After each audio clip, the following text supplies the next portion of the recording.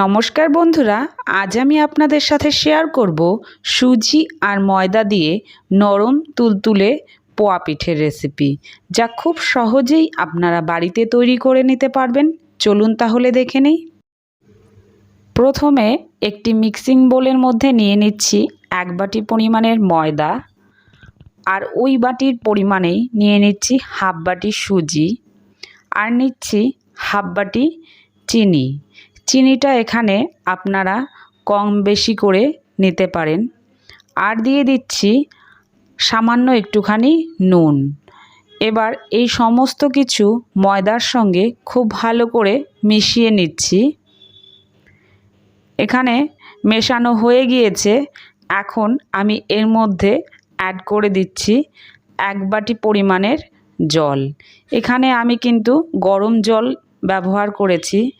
অবশ্যই করে কিন্তু এখানে হালকা গরম জল ব্যবহার করতে হবে। জলটা দেওয়ার পর খুব ভালো করে একটু মিশিয়ে নিচ্ছি।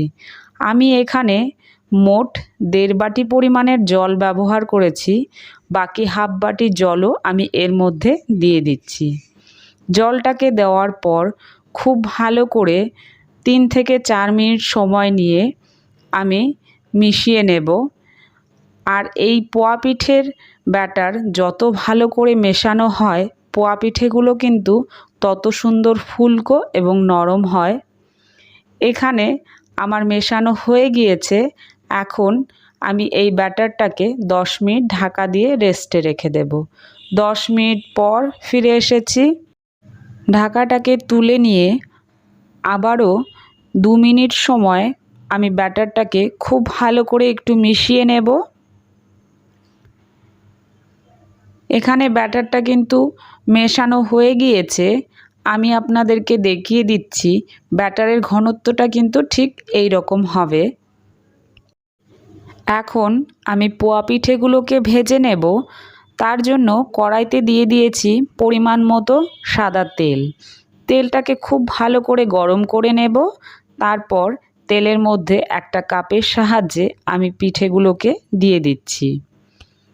পিঠেগুলো দেওয়ার পর দেখবেন পিঠেগুলো কিন্তু নিজে থেকেই তেলের ওপরে ভেসে উঠবে। আমি এখানে ওপর থেকে একটু তেল দিয়ে দিচ্ছি, এতে করে পিঠেগুলো খুব সুন্দরভাবে ফুলে উঠবে। এখানে একটা পাশ খুব ভালো করে ভেজে নিয়েছি। তারপর পিঠেটাকে আমি উল্টে দিচ্ছি। ঠিক এইভাবেই উল্টে পাল্টে কিছুক্ষণ সময় নিয়ে পিঠেগুলোকে ভেজে নেব। দেখুন এখানে কিন্তু আমার একটা পিঠে ভাজা হয়ে গিয়েছে। আর কত সুন্দর ফুলকো হয়েছে। আর এই পিঠেগুলো কিন্তু ঠান্ডা হওয়ার পরও এরকম ফুলকো থাকবে। আমি আরেকটা পিঠে আপনাদেরকে ভেজে দেখিয়ে দিচ্ছি। আর আজকের এই রেসিপি যদি আপনাদের কাছে ভালো লেগে থাকে, লাইক, কমেন্ট এবং শেয়ার করবেন। আর আমার চ্যানেলে যদি আপনি নতুন হয়ে থাকেন, চ্যানেলটিকে সাবস্ক্রাইব করার অনুরোধ রইল। আজ এই পর্যন্তই। দেখা হবে নতুন কোনো রেসিপিতে। ভিডিওটি সম্পূর্ণ দেখার জন্য অনেক অনেক ধন্যবাদ।